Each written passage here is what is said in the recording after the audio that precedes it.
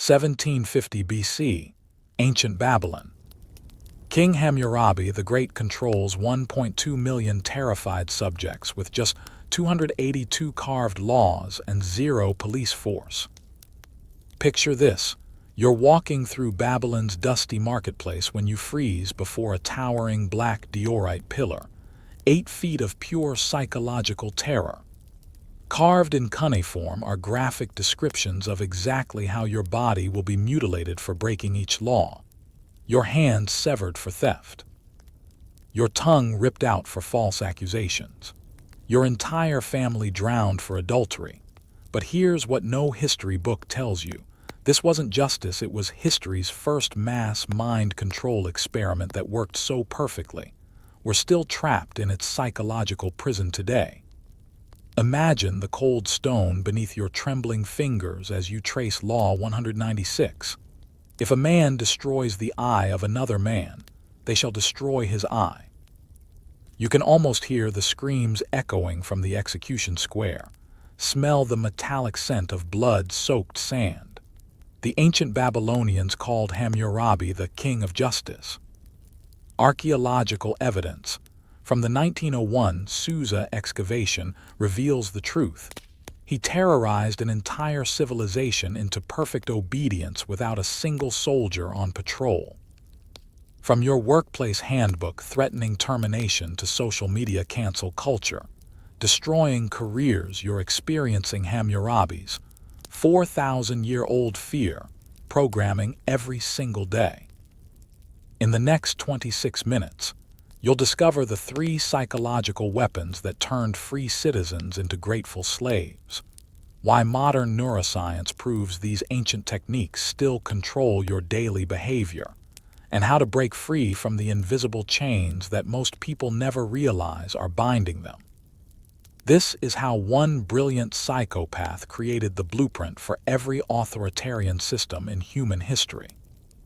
Here's the shocking reality that changes everything you think you know about ancient history. In 1901, French archaeologist Jacques de Morgan unearthed Hammurabi's original code from the ruins of Susa, Iran. What he found wasn't just laws, it was a psychological warfare manual that had been copied and distributed across every major city in the Babylonian Empire. Picture yourself standing in de Morgan's excavation tent, dusty and sweltering under the Persian sun, as he brushes sand away from this black monolith. The cuneiform script emerges, and suddenly, you're reading the thoughts of history's first systematic dictator. But here's what makes your blood run cold. Modern brain imaging shows that reading these ancient threats activates the exact same fear centers in your brain that they triggered 4,000 years ago.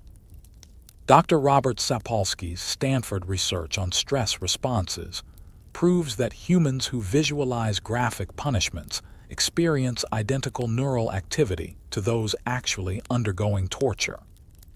Hammurabi discovered this psychological exploit 40 centuries before we had the technology to measure it. You can almost feel the ancient scribe's stylus pressing into wet clay, permanently encoding humanity's first terror manual. Imagine ancient Babylon at its peak, 200,000 citizens packed into humanity's first metropolis, surrounded by 11-mile walls that tower 85 feet high. The Ishtar Gate gleams with blue glazed bricks, but step inside and you'll find something that will make your skin crawl. Every street corner, every market square, every temple entrance displays portions of the code. You literally cannot escape the psychological programming. Before Hammurabi's reign began in 1792 BC, Mesopotamian justice operated through tribal councils and family negotiations. Compensation, not mutilation. Exile, not execution. Archaeological evidence from pre-code settlements shows communities where disputes were resolved through dialogue, where trust existed between neighbors, where children played without fear. But Hammurabi understood something terrifying about human psychology that modern behavioral scientists are only now confirming. If you make consequences visible, graphic, and certain, people will police themselves more effectively than any army. Dr. Stanley Milgram's obedience experiments prove that ordinary humans will inflict incredible suffering when authority appears legitimate and inevitable. Listen to the code's actual language, translated from the original Cuneiform. If a man accuses another of sorcery and cannot prove it, the accused shall throw himself into the river. If the river overpowers him, his accuser shall take his house. If the river shows his innocence, the accuser shall be put to death. This isn't law, it's psychological terrorism disguised as divine justice. And this terror system worked so perfectly that we're still living under its shadow today. Picture yourself as Naram Sin, grain merchant, father of three, walking through Babylon's morning shadows in 1749 BC, 1 year after the great stone pillars changed everything. You can feel the gritty sand between your toes in leather sandals worn thin by nervous pacing. Your stomach churns with that familiar anxiety that's become as regular as sunrise. Not from hunger from the black monument looming ahead like a stone executioner. The code of Hammurabi rises from the marketplace center, its polished diorite surface reflecting the early light like a mirror of death. You've memorized every visible law by now, not by choice, but because your brain can't stop processing the graphic threats each time you pass. The cuneiform cuts deep enough that your fingertips catch in the grooves when you accidentally brush against it. But here's what makes this moment historically terrifying. You're witnessing humanity's first systematic psychological conditioning program in action.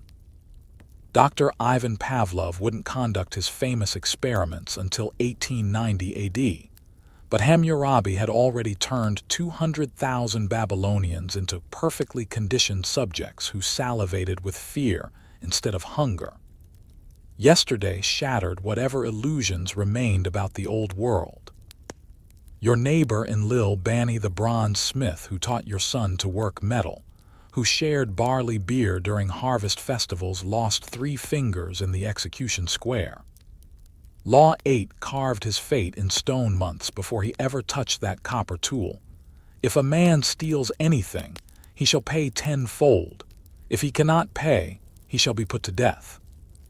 You can still hear the crowd's collective gasp as the executioner's blade fell. Still smell the metallic tang of blood mixing with marketplace dust. But here's the psychological masterstroke that modern trauma research confirms. Enlil Bani's punishment didn't just deter theft, it traumatized every witness into hypervigilant compliance.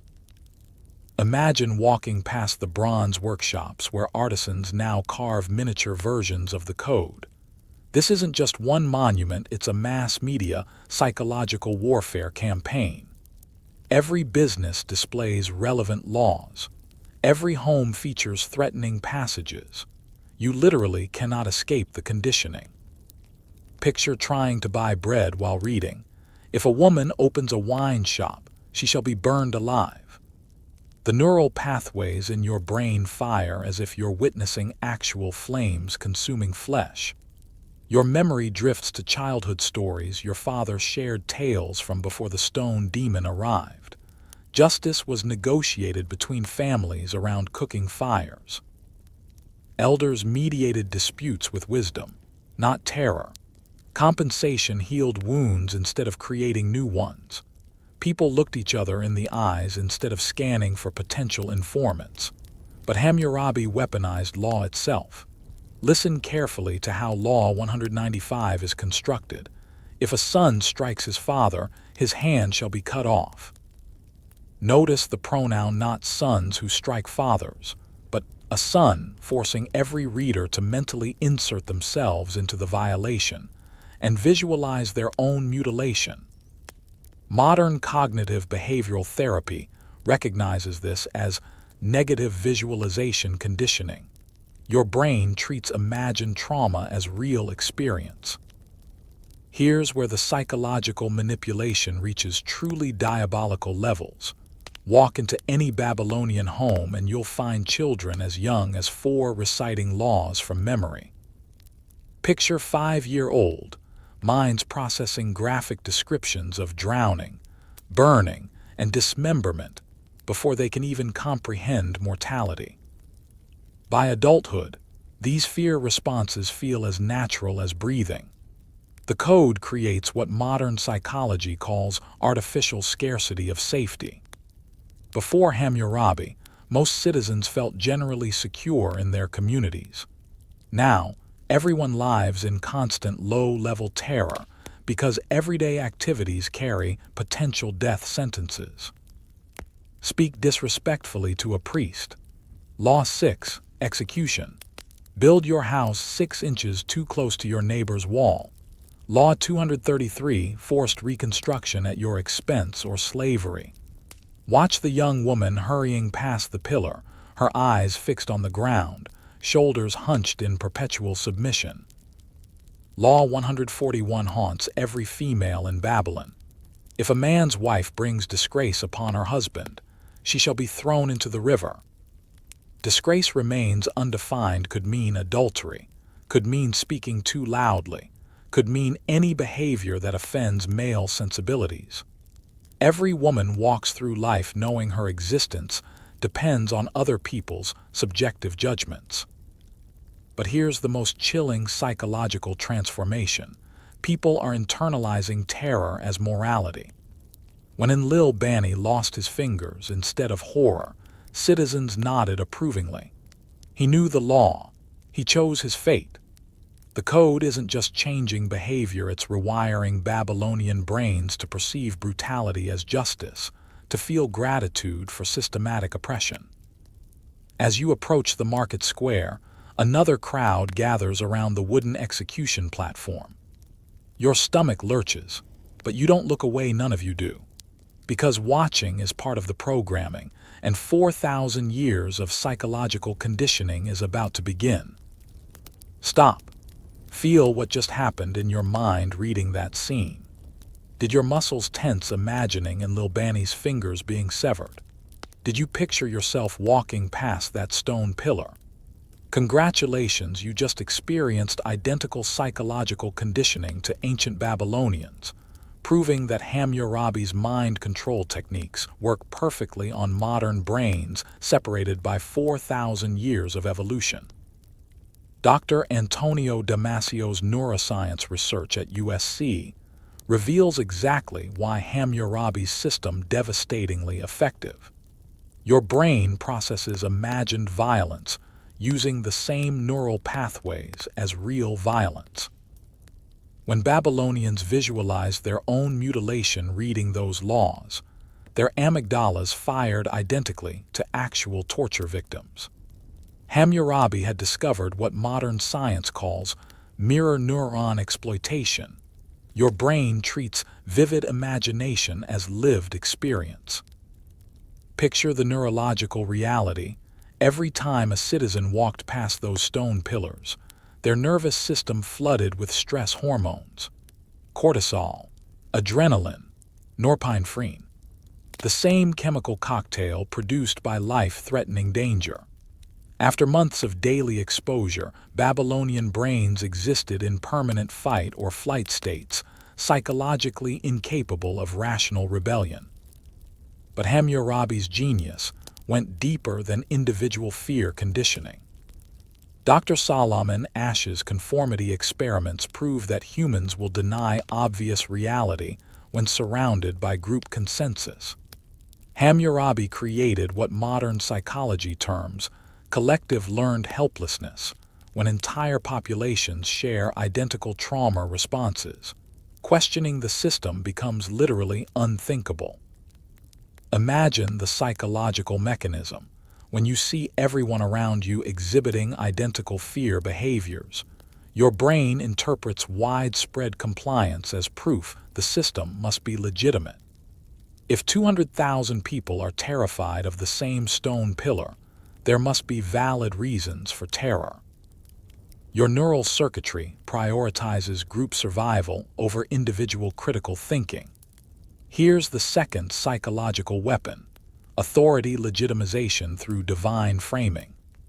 Modern research by Dr. Stanley Milgram proves that perceived divine authority bypasses rational brain functions entirely. Hammurabi claimed his laws came directly from Marduk, chief god of Babylon. Citizens couldn't negotiate with God, couldn't vote God out of office, couldn't even mentally rebel without feeling they were damning their own souls. Picture the cognitive trap, when brutal punishments are framed as divine commands. Questioning them feels like blasphemy. Dr. Leon Festinger's cognitive dissonance research shows that when minds struggle to reconcile loving gods with horrific violence, the easiest psychological resolution is assuming victims deserve punishment. Hammurabi turned an entire civilization into Stockholm Syndrome sufferers who genuinely believed their oppressor was their protector. The third weapon, graduated fear escalation, what modern behavioral psychology calls variable ratio punishment schedules. Notice how code punishments escalate from fines to mutilation to death. This creates psychological gratitude for lesser punishments. If theft costs your hand, paying a fine feels merciful. If adultery means drowning, public humiliation feels kind. Dr. B.F. Skinner's operant conditioning research proves this technique incredibly effective at creating compliant behavior. Military boot camps use identical methods establish a spectrum of consequences from uncomfortable to unthinkable, and subjects will self-regulate to avoid even approaching danger zones. But here's what should terrify you about Hammurabi's psychological mastery. He made victims complicit in their own oppression. The code included rewards for reporting violations. Neighbors spied on neighbors. Children informed on parents. Everyone became enforcers of the system, destroying their humanity. Modern trauma psychology explains this perfectly. Dr. Judith Herman's research shows that perpetrator-victim role confusion is key to successful psychological control. When you force victims to participate in oppressing others, they must rationalize their actions by believing the system is just. Otherwise, acknowledging their complicity becomes psychologically unbearable.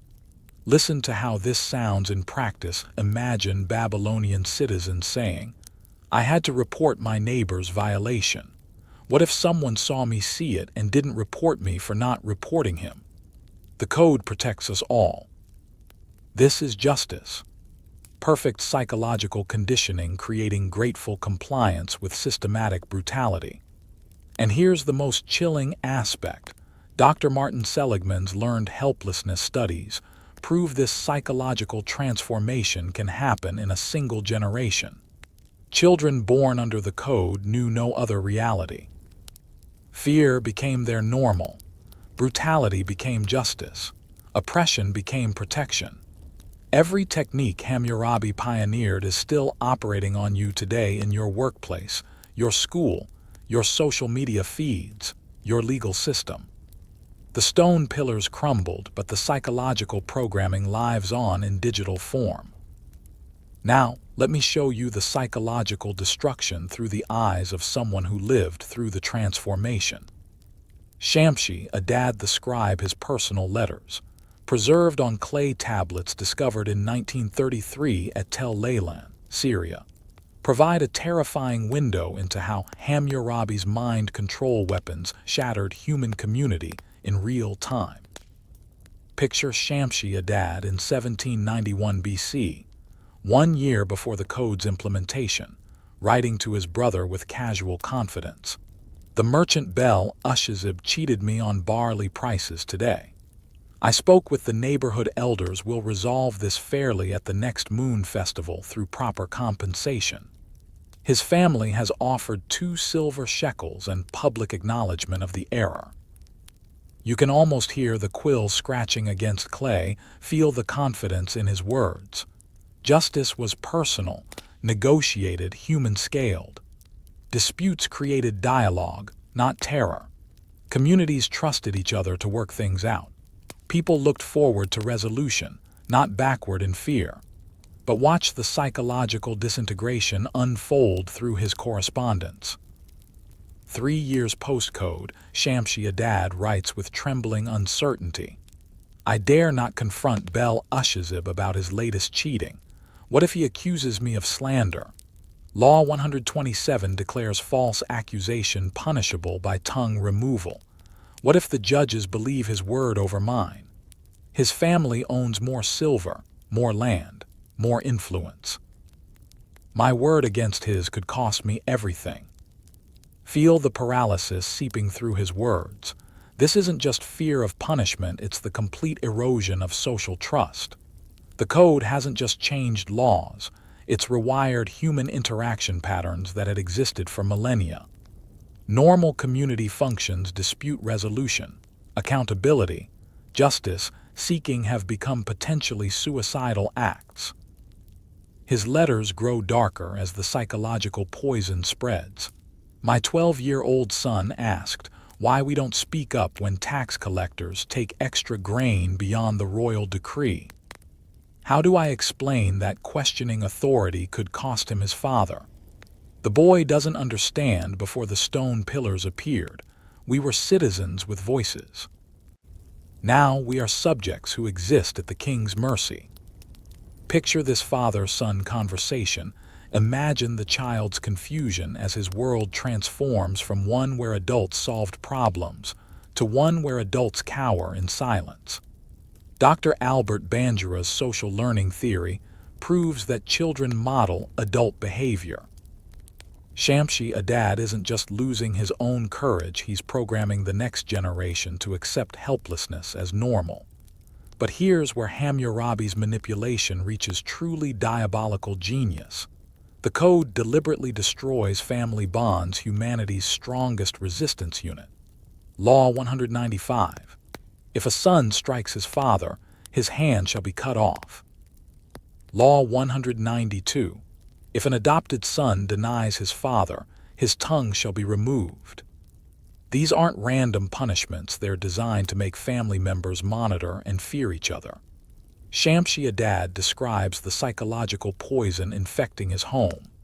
My adopted son Rim-Sin flinches when I raise my voice, not because I would harm him, but because he fears his own reactions might doom him. We once embraced after arguments. Now we calculate words before speaking. The code has transformed my home into a courtroom where everyone is potentially guilty. Picture the crushing loneliness. Imagine living where your closest relationships become potential threats. When family members fear each other's reactions, authentic human connection becomes impossible. Trust dissolves. Love becomes strategic. Home becomes another place of surveillance. And here's the psychological masterstroke. Hammurabi makes victims complicit in victimizing others. Shamshi-Adad's final preserved letter reveals complete psychological victory. Yesterday I witnessed young Nabu, some you can steal bread for his starving sister. I could have pretended not to notice, but what if someone observed me observing and didn't report my failure to report? I informed the guards. They severed his hand in the square today. His sister starved anyway. Read those words again, feel the moral disintegration. I keep telling myself I had no choice.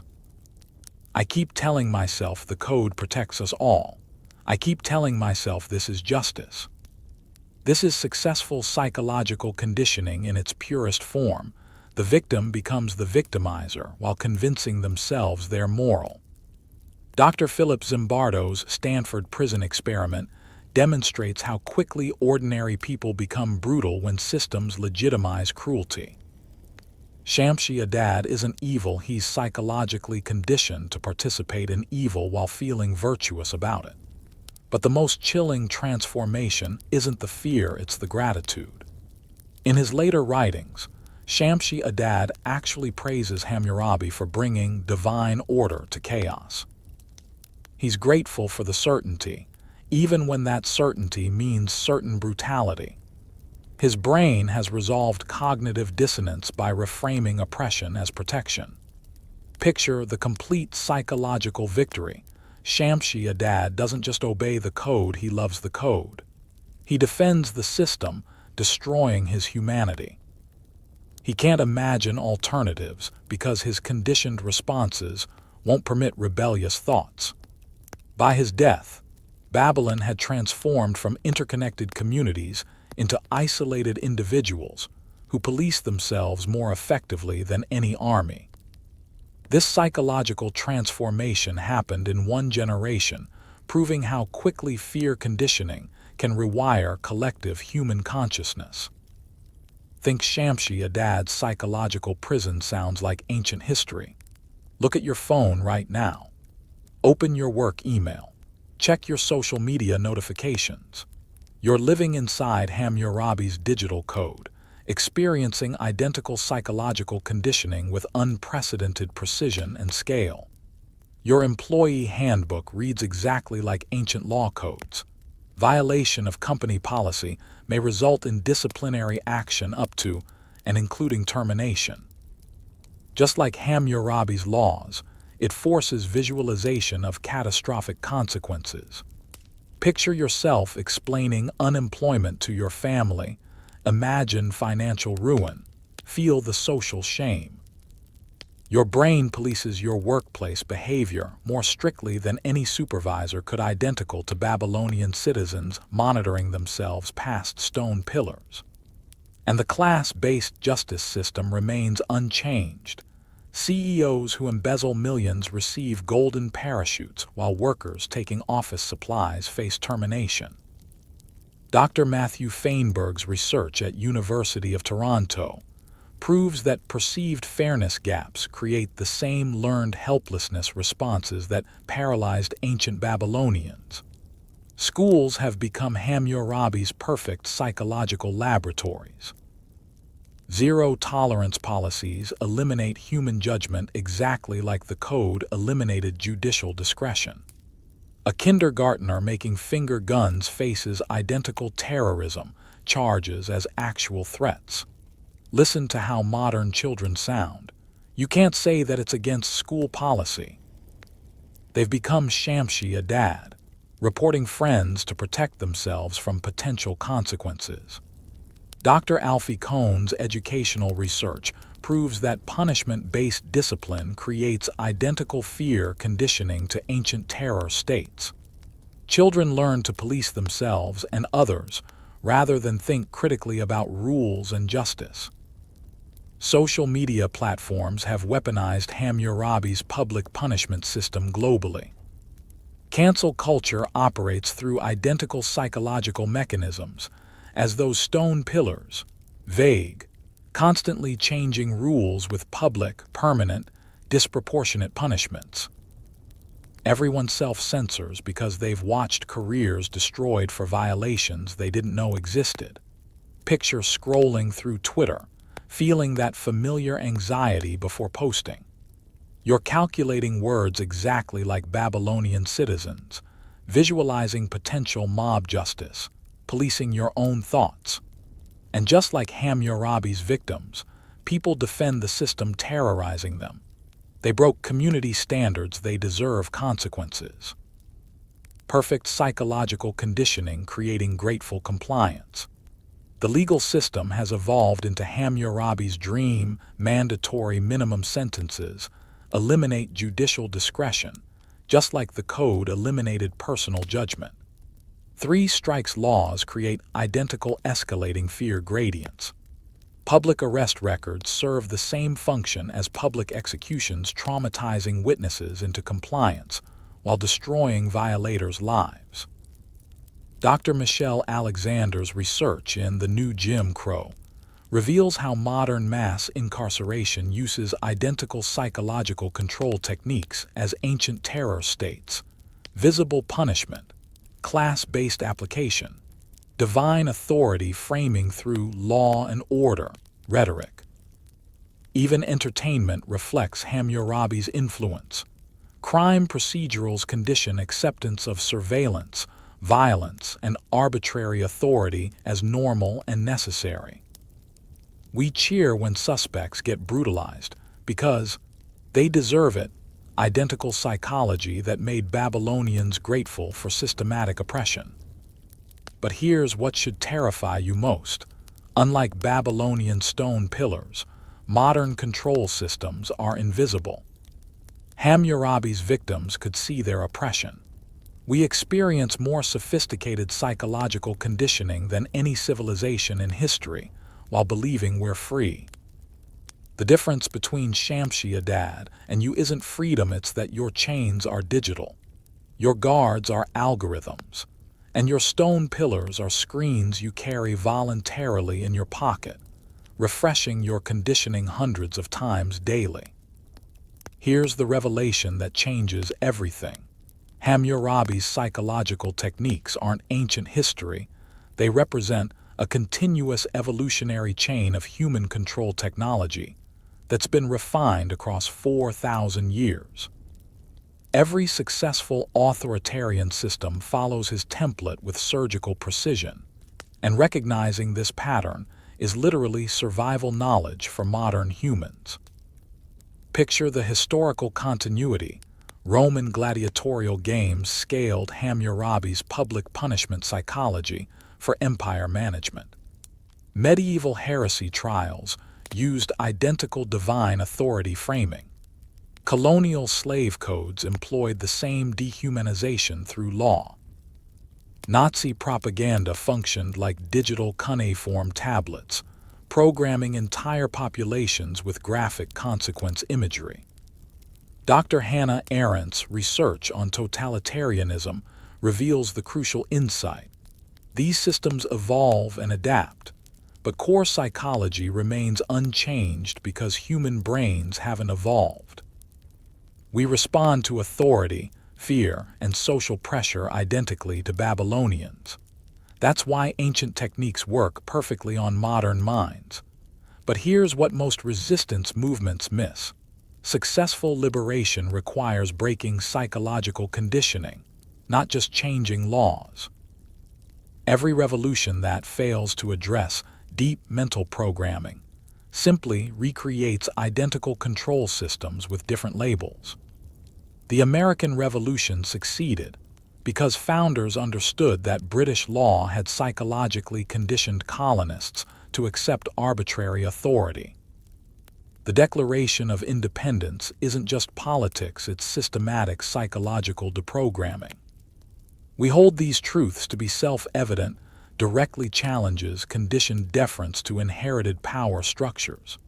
But most revolutions fail because they focus on changing who has power without changing how power operates psychologically.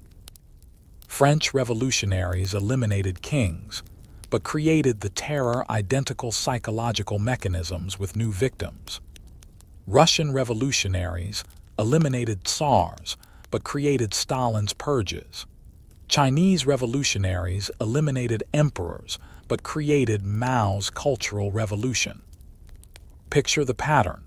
New leaders discover Hammurabi's playbook and realize they can use identical techniques for their own control.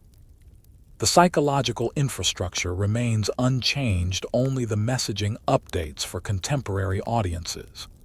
This is why understanding ancient manipulation isn't academic curiosity, it's practical resistance knowledge. When you recognize the patterns, you can interrupt them. When you understand fear conditioning mechanisms, you can consciously refuse participation. When you see authority legitimizing itself through necessity framing, you can question rationally instead of emotionally. Dr. Viktor Frankl's research on meaning-making proves that psychological freedom requires conscious choice. Hammurabi's victims never chose their conditioning, it was imposed through environmental pressure and repeated exposure. But awareness creates choice. You can opt out of catastrophic visualization. You can refuse self-policing behaviors. You can reject gratitude for lesser oppression. But individual awareness isn't sufficient. Hammurabi's system works through collective conditioning. Breaking free requires community resistance. This is why authoritarian systems work desperately to prevent genuine relationship formation and promote isolation with mutual surveillance. The most powerful resistance involves creating spaces where people experience relationships without fear conditioning, where honest communication happens without consequence calculation, where trust exists without reporting and punishment concerns. These spaces become laboratories for remembering pre-programming human community. Modern neuroscience research by Dr. Stephen Porges proves that healthy human nervous systems are naturally cooperative, creative, and community-oriented. The fear, isolation, and mutual suspicion feeling normal in contemporary society aren't natural behaviors.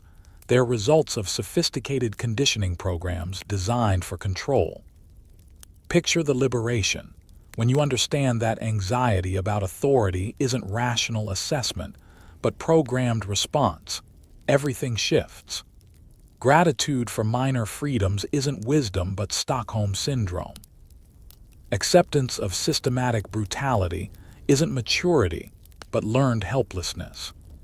Dr. Bessel van der Kolk's trauma research shows that recognizing conditioning patterns is the first step toward breaking them.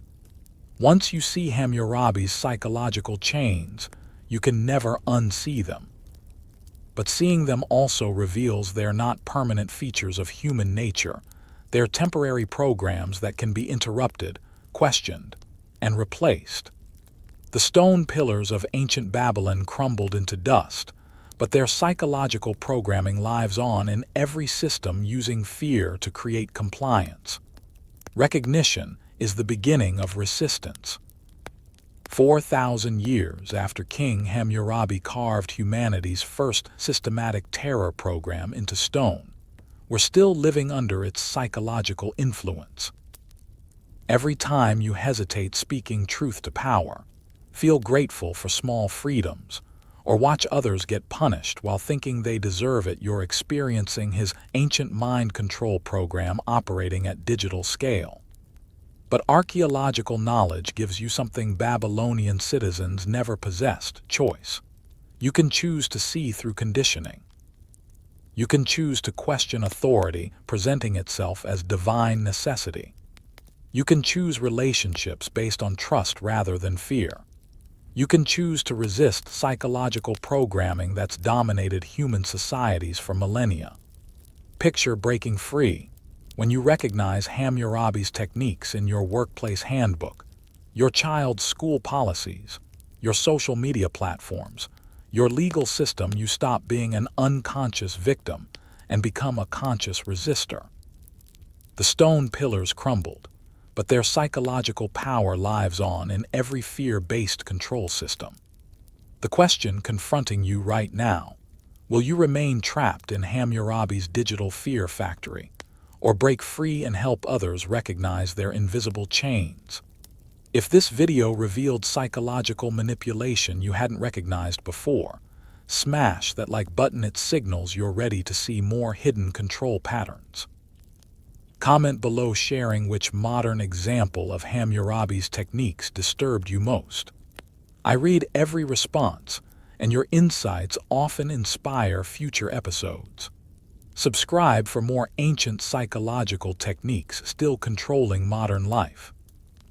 Next week, how Roman bread and circuses created the blueprint for entertainment propaganda, and why your Netflix addiction might be more dangerous than you realize. Remember, recognizing your chains is the first step toward freedom. Welcome to the resistance.